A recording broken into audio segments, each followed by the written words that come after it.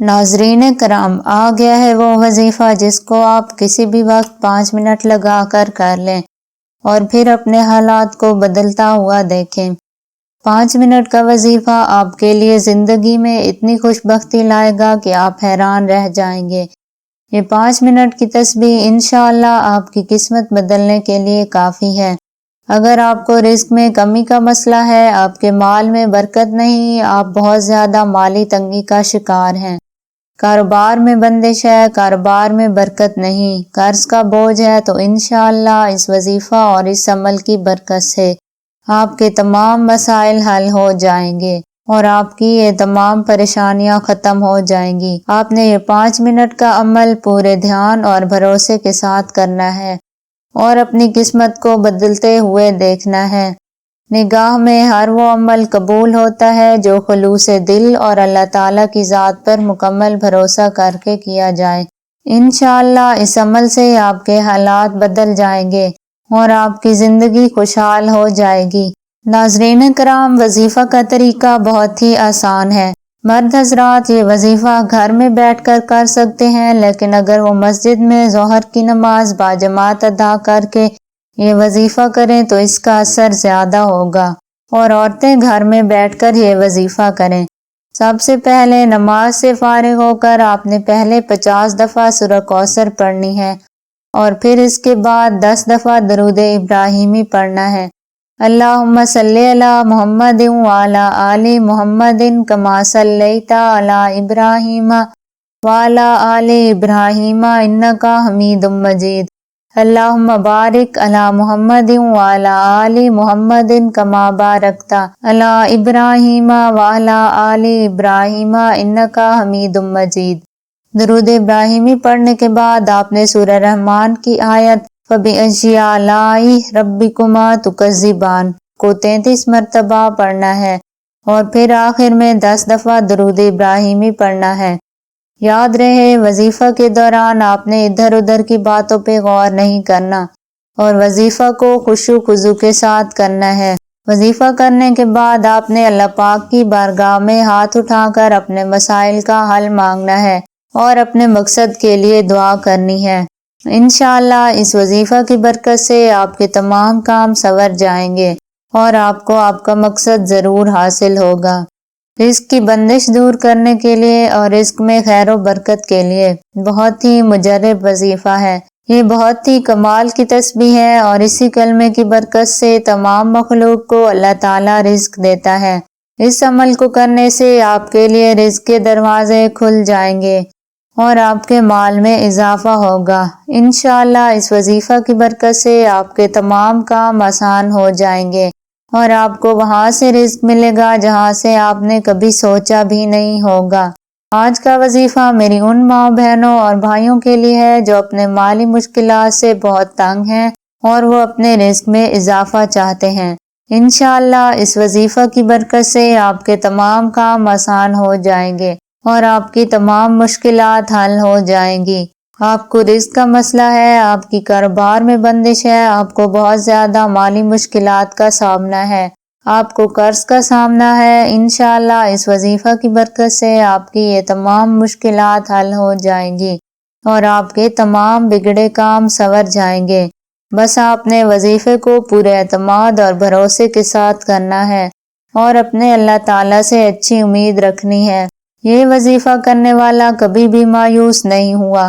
یہ عمل بڑا قیمتی ہے اور ہر کوئی ایسے عمل کی تلاش میں رہتا ہے۔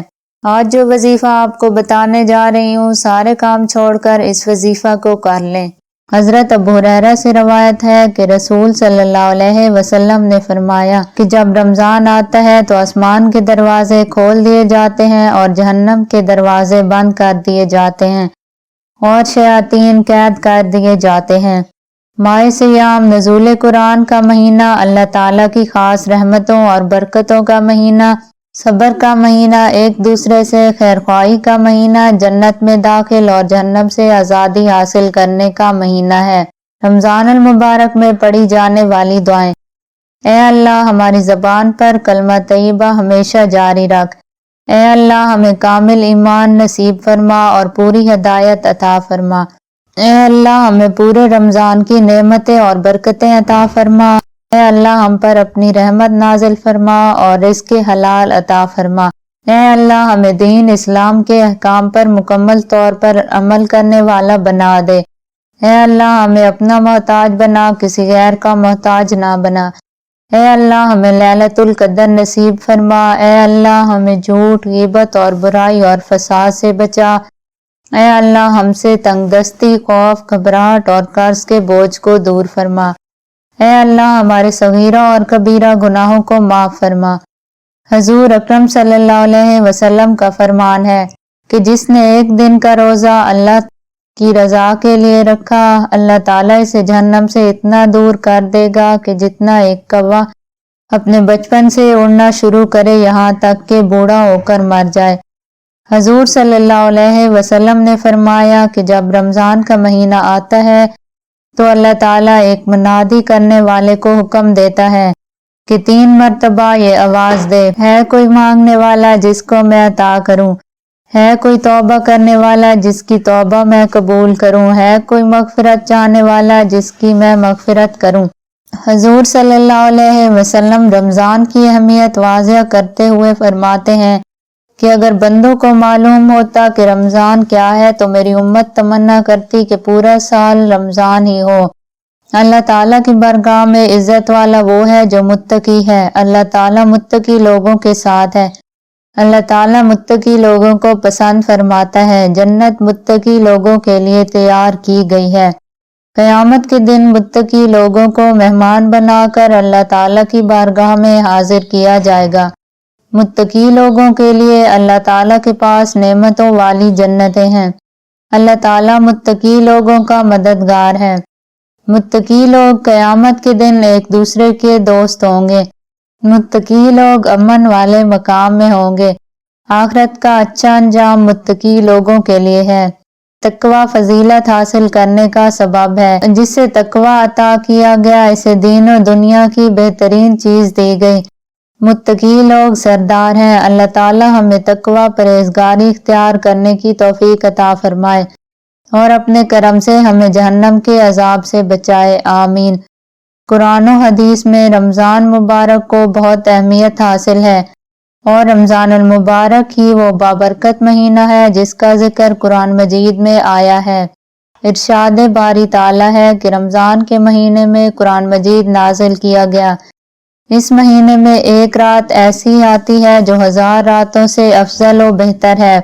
حضرت سلمان رضی اللہ عنہ روایت کرتے ہیں کہ نبی کریم صلی اللہ علیہ وسلم نے شعبان کی آخری تاریخ کو فرمایا کہ تمہارے اوپر ایک مہینہ آ رہا ہے جو بڑا مبارک اور بڑا مہینہ ہے۔ اس میں ایک رات ہے جو 1000 مہینوں سے بڑھ کے ہے۔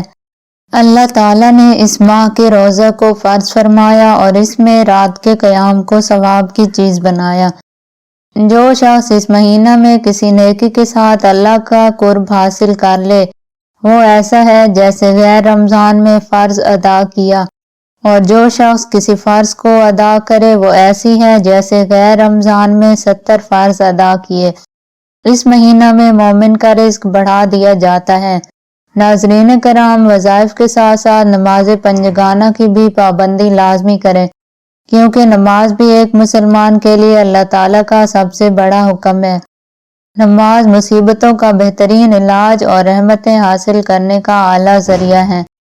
جگہ بدل بدل کر نماز پڑھنی چاہیے، کیونکہ زمین کا وہ حصہ جہاں ہم نماز پڑھتے ہیں ہمارا گواہ بن جاتا ہے اور آخرت میں مغفرت کا ذریعہ بن جائے گا۔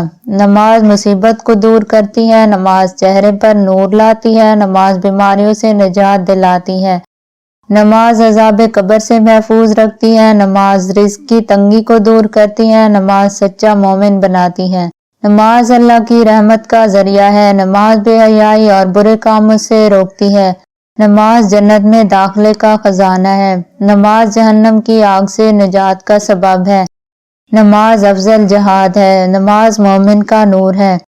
جو نماز پابندی سے وقت پر ادا کرتا ہے ایسے شخص کے لیے اللہ تعالیٰ کا وعدہ ہے کہ وہ اس کو بخش دے گا۔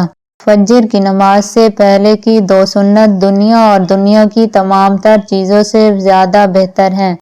جو مسلمان فرض نماز کا وقت آنے پر اچھی طرح وضو کر کے پورے خشوع خضوع کے ساتھ نماز ادا کرے، وہ نماز اس کے واسطے پچھلے گناہوں کا کفارہ بن جائے گی جب تک کہ وہ کسی کبیرہ گناہ کا مرتکب نہ ہو، اور اس نماز کی برکت سے اسے ہمیشہ ہمیشہ حاصل ہوتی رہے گی۔ وہ آدمی کبھی بھی جہنم میں داخل نہیں ہو سکتا جو سورج نکلنے سے پہلے فجر کی نماز اور سورج غروب ہونے سے پہلے عصر کی نماز پڑھے۔